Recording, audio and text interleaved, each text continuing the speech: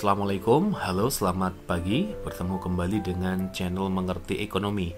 Hari ini kita akan mempelajari tentang masalah pokok ekonomi dan sistem ekonomi. Untuk materi kali ini tentu saja kita sesuaikan dengan SK Balitbank Kemdikbud, yaitu tentang penyederhanaan kompetensi dasar untuk mapel ekonomi SMA di masa pandemi. Kita mulai dari masalah pokok ekonomi terlebih dahulu. Masalah pokok ekonomi ada dua sudut pandang, ada masalah pokok ekonomi klasik dan masalah pokok ekonomi modern. Masalah pokok ekonomi klasik ada produksi, konsumsi, dan distribusi. Masalah pokok ekonomi modern ada what, how, for whom. What adalah barang apa yang akan diproduksi, how adalah bagaimana cara memproduksinya, for whom adalah untuk siapa barang akan diproduksi. Kita masuk kepada masalah pokok ekonomi klasik. Yang pertama adalah masalah produksi. Produsen di dalam menghasilkan barang dan jasa ini harus menghadapi persoalan-persoalan yang harus bisa diselesaikan ya, yang erat kaitannya sama kegiatan produksi, yaitu tentang bagaimana proses produksinya, teknik produksinya mau bagaimana, seberapa banyak barang yang harus diproduksi. Ini tentu saja erat juga terkait dengan inti masalah ekonomi yang kemarin ya, yaitu masalah kelangkaan, yaitu adanya keterbatasan sumber daya. Maka nanti di sini produsen harus berpikir ya bagaimana bisa menghasilkan barang secara efisien. Ini adalah masalah-masalah yang dihadapi dari sisi produksi. Kemudian masalah yang kedua adalah masalah distribusi. Ketika barang itu bisa dihasilkan, maka barang tersebut harus didistribusikan. Nah, ini ada juga masalah nanti harus diselesaikan, yaitu berkaitan dengan ketersediaan sarana dan prasarananya bagaimana.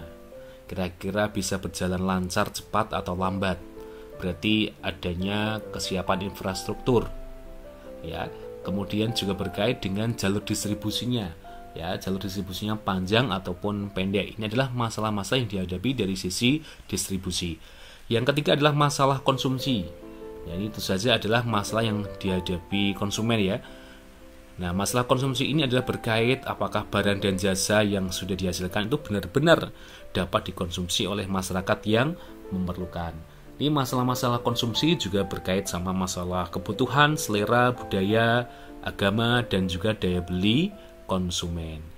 Oke, kita lanjut kepada masalah pokok ekonomi modern, yaitu ada tiga juga, yaitu yang pertama ada what, barang apa yang akan diproduksi, how adalah bagaimana cara memproduksinya, for whom adalah untuk siapa barang diproduksi. Yang pertama adalah barang apa yang akan diproduksi. Nah, tentu saja ini adalah masalah ekonomi pertama yang harus dihadapi ya, yaitu menentukan jenis produk barang dan jasa yang akan dihasilkan. Menentukan jenis produk apa yang harus dihasilkan ini tentu saja berkaitan sama kebutuhan konsumen, di mana kebutuhan konsumen atau ya keinginan konsumen juga ini nanti bisa sebagai bahan pertimbangan bagi produsen baik oleh swasta maupun pemerintah untuk menentukan atau memperhatikan barang apa yang nanti akan diproduksi dan juga nanti seberapa banyak barang tersebut harus dihasilkan. Nah, ini adalah persoalan dari masalah pokok ekonomi modern yang pertama, yaitu adalah barang apa yang akan diproduksi. Kemudian yang kedua adalah bagaimana cara memproduksinya. Ketika sudah ditentukan jenis produk apa yang nanti harus dihasilkan, adalah bagaimana nanti cara menghasilkannya. Ini berkaitan dengan ketersediaan sumber daya yang dimiliki. Ya, jadi masalah ini berkaitan dengan siapa nanti juga yang akan menghasilkan barang tersebut. Ya, bagaimana cara menghasilkannya. Bagaimana teknik produksinya. Ini adalah semua hal yang berkaitan dengan masalah bagaimana cara produksinya. Apakah dengan teknik yang sederhana atau teknik modern, mau pakai proyek ya, padat karya atau proyek padat modal. Nah, ini adalah persoalan ekonomi modern yang kedua. Dan untuk masalah pokok ekonomi modern yang ketiga adalah untuk siapa barang diproduksi. Masalah ini berkaitan dengan siapa yang akan menikmati dan memperoleh manfaat dari barang tersebut.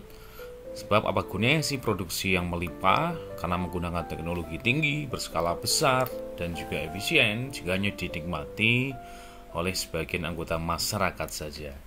Ini adalah masalah pokok ekonomi modern. Nah, setiap negara itu mengalami masalah pokok ekonomi modern yang sama ini. Ya, baik barang apa yang akan diproduksi, bagaimana maupun untuk siapa barang diproduksi.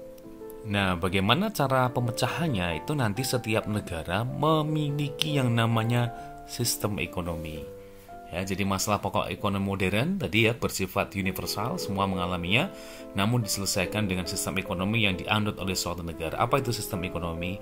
Sistem ekonomi adalah suatu sistem yang mengatur serta menjalin hubungan ekonomi antar manusia dengan seperangkat kelembagaan dalam suatu tatanan kehidupan.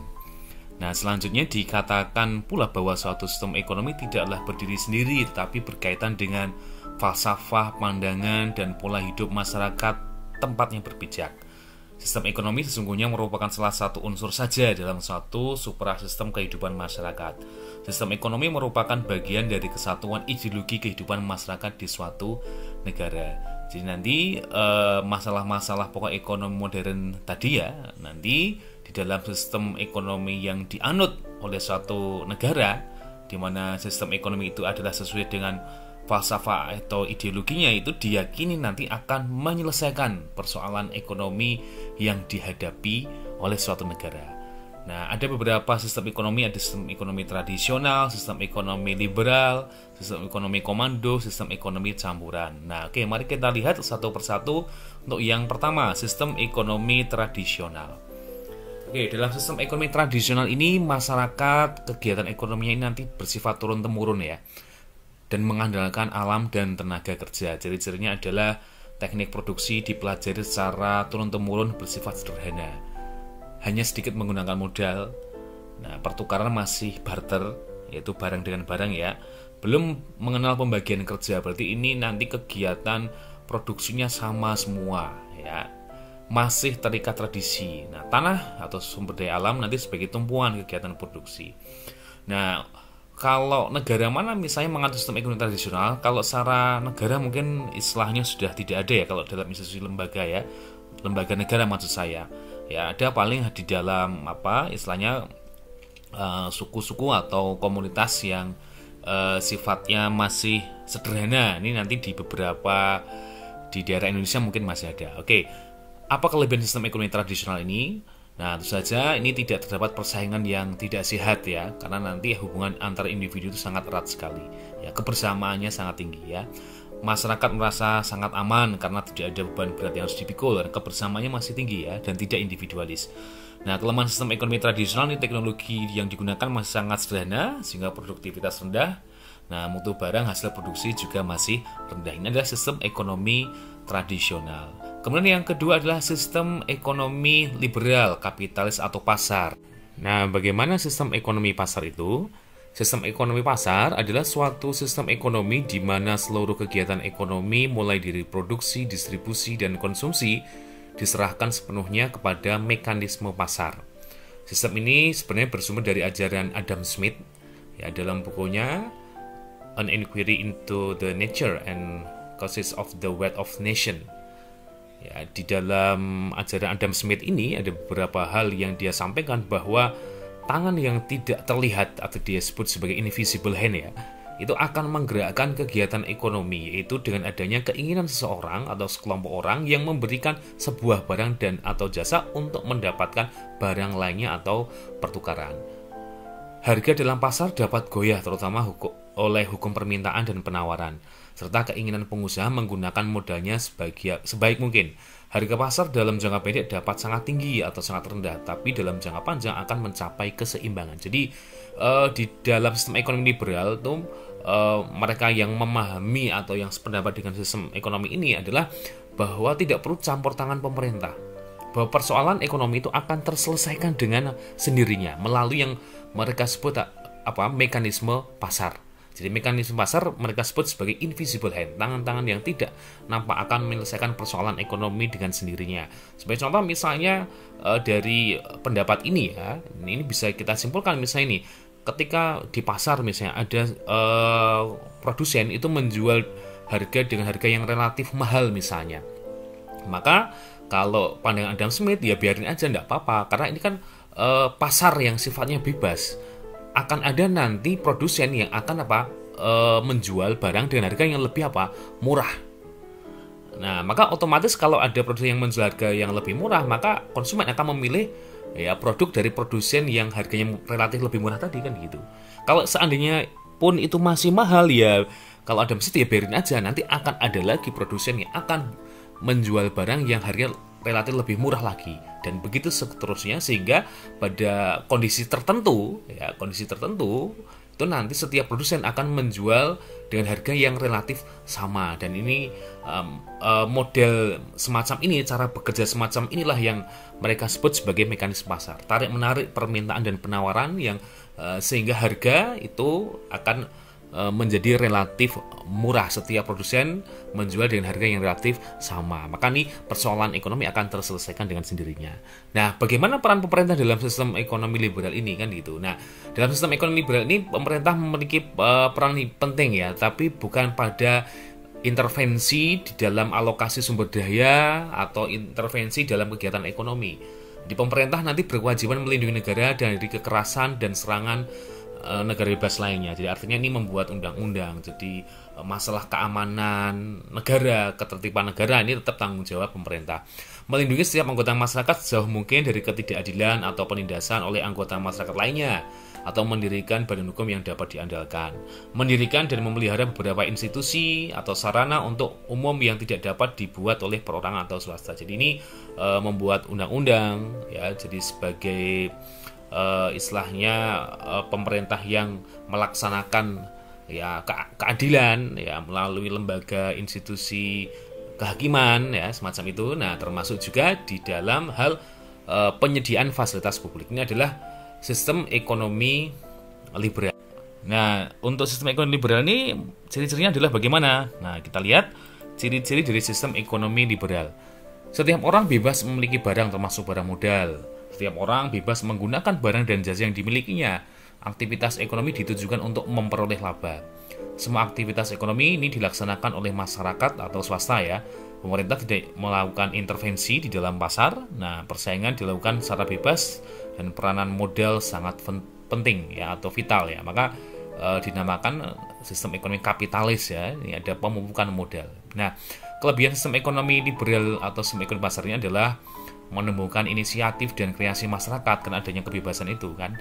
Nah, setiap individu bebas memiliki sumber-sumber produksi. Muncul persaingan untuk maju ya karena adanya kebebasan di dalam melakukan kegiatan ekonomi. Barang yang dihasilkan bermutu tinggi. Nah, karena barang yang tidak bermutu tidak akan laku di pasar. Efisiensi dan efektivitas tinggi, setiap tindakan ekonomi bermotif mencari laba. Ini adalah kelebihan dari sistem ekonomi liberal. Kemudian kelemahannya adalah sulit melakukan pemerataan pendapatan karena adanya persaingan yang ketat tadi ya. Maka cenderung akan terjadi eksploitasi kaum buruh oleh para pemilik modal. Munculnya monopoli yang dapat merugikan masyarakat. Ini terutama kalau misalnya nanti di fase akhir ya, ketika misalnya di dalam sistem ekonomi liberal ini mulai produsen yang istilahnya tidak bisa bersaing itu akan kalah ya, dan katakanlah mati dalam kegiatan usaha, maka muncullah nanti ya monopoli. Ya, nanti dia memenangkan persaingan itu. Kemudian yang keempat, sering terjadi gejolak dalam perekonomian karena kesalahan alokasi sumber daya oleh individu. Nah, untuk negara yang menganut sistem ekonomi liberal secara murni atau kapitalis murni itu sebenarnya hampir tidak ada. Karena di sini sebenarnya kalau sistem ekonomi itu hanya kadar dominasinya saja yang menentukan kecenderungan kepada suatu jenis sistem ekonomi. Di beberapa negara yang cenderung menggunakan sistem ekonomi ini adalah semacam Amerika Serikat dan Inggris. Dan ini sebenarnya hanya istilahnya secara murni memang nggak ada sih, dominasinya ada. Maksudnya cenderungnya adalah ke arah liberal. Karena bagaimanapun seperti Amerika yang katakanlah menganut benar-benar liberal, yaitu ternyata tahun 1930 ketika terjadi Great Depression ya atau depresi ekonomi yang paling parah, ternyata pemerintah juga ikut intervensi. Oke, kemudian kita lanjut kepada sistem ekonomi yang bertolak belakang dengan sistem ekonomi liberal, yaitu sistem ekonomi komando terpusat atau etatisme ya. Jadi sistem ekonomi komando ini adalah suatu sistem ekonomi di mana pemerintah sangat dominan dan berpengaruh dalam mengendalikan perekonomian. Ini didasari dari pemikiran yang namanya Karl Marx ya. Nah, tentang masyarakat yang tidak ada kelas sosialnya. Dan pemerintah menentukan barang dan jasa apa yang akan diproduksi, dengan cara atau metode bagaimana barang tersebut diproduksi, serta untuk siapa barang tersebut diproduksi. Jadi pemerintah sangat dominan di dalam kegiatan ekonomi. Ciri-cirinya adalah semua alat dan sumber daya dikuasai pemerintah, hak milik perorangan tidak diakui, tidak ada individu atau kelompok yang dapat berusaha dengan bebas dalam kegiatan ekonomi. Kebijakan perekonomian diatur sepenuhnya oleh pemerintah. Nah, di dalam sistem ekonomi komando ini memiliki kelebihan, ya, ini nanti pemerintah lebih mudah mengendalikan inflasi ataupun pengangguran ya. Di pasar barang dalam negeri ini berjalan lancar, pemerintah dapat turut campur tangan dalam pembentukan harga. Jadi relatif mudah melakukan distribusi pendapatan, dan pemerintah bertanggung jawab terhadap jalannya perekonomian, sehingga kalau misalnya terjadi krisis, ini responnya adalah cepat. Ini adalah kelebihan sistem ekonomi komando dalam hal istilahnya koordinasi itu memang lebih mudah. Nah, kelemahannya karena ini adanya istilahnya keterbatasan yaitu, maka inisiatif individu ini otomatis akan terhambat ya. Sering terjadi monopoli yang merugikan masyarakat karena masyarakat harus ikut ya, nggak punya banyak pilihan soalnya kan gitu.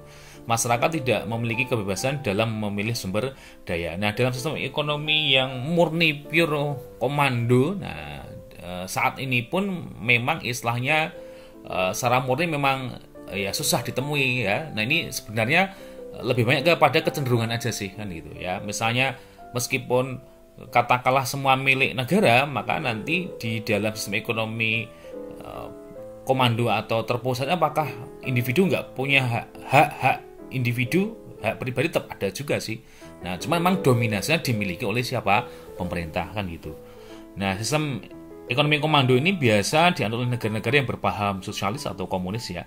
Di beberapa negara seperti Korea Utara dan Kuba misalnya. Nah, kayak Cina itu bagaimana sekarang? Nah, Cina secara ideologi memang cenderungnya adalah komando dan terpusat ya. Nah, namun dengan seiring kegagalan paham sosialisme di Uni Soviet ini, nah sepertinya untuk Cina ini mulai berubah ya di dalam istilahnya model di dalam pengelolaan negaranya, meskipun secara ideologi masih sosialis. Nah, tapi ini di dalam kegiatan ekonomi bisa kita lihat sampai sekarang ini kok cenderung bahkan mereka juga melakukan pemupukan modal. Kalau pemupukan modal itu kan sebenarnya sistem ekonomi kapitalisan semacam itu. Jadi kembali lagi memang tidak ada sih istilahnya suatu negara yang menganut sistem ekonomi secara murni ya, liberal murni atau sistem ekonomi komando murni ya. Selagi adalah cenderungnya kepada satu dominasi. Nah, sebenarnya kita mempelajari sistem ekonomi ini liberal komando kalau tidak ada, nah apa manfaatnya kan gitu. Jadi sebenarnya kita hanya mempelajari prinsip-prinsip dasarnya aja kan gitu. Nah, sekarang kita masuk kepada sistem ekonomi yang ketiga. Modelnya adalah sistem ekonomi campuran. Di kajian tentang perekonomian pasar atau sistem perekonomian komando, nah, dan sistem perekonomian campuran ini dimaksudkan untuk mempelajari prinsip-prinsip dasarnya aja ya. Karena dalam faktanya di dunia ini memang tidak ada satupun negara yang melaksanakan suatu sistem perekonomian secara murni kan gitu. Nah, sistem ekonomi campuran ini merupakan campuran dari sistem ekonomi pasar dan terpusat ya, di mana pemerintah dan swasta ini saling berinteraksi di dalam mencalahkan masalah ekonomi. Nah, dalam sistem ekonomi campuran ini sumber-sumber ekonomi bangsa termasuk faktor produksi yang dimiliki oleh individu kelompok swasta ini juga diakui ya. Nah, di samping itu sumber tertentu yang dikuasai pemerintah pusat itu yang atau pemerintah daerah itu adalah yang katakanlah menguasai hajat hidup orang banyak semacam itu. Ini contoh sistem ekonomi campurannya ya. Nah, ciri-ciri sistem ekonomi campuran ini diantaranya adalah merupakan gabungan dari sistem ekonomi pasar dan terpusat. Barang modal dan sumber daya yang vital dikuasai oleh pemerintah. Nah, pemerintah dapat melakukan intervensi dengan membuat peraturan, menetapkan kebijakan fiskal, moneter, membantu dan mengawasi kegiatan swasta. Peran pemerintah dan sektor swasta adalah berimbang.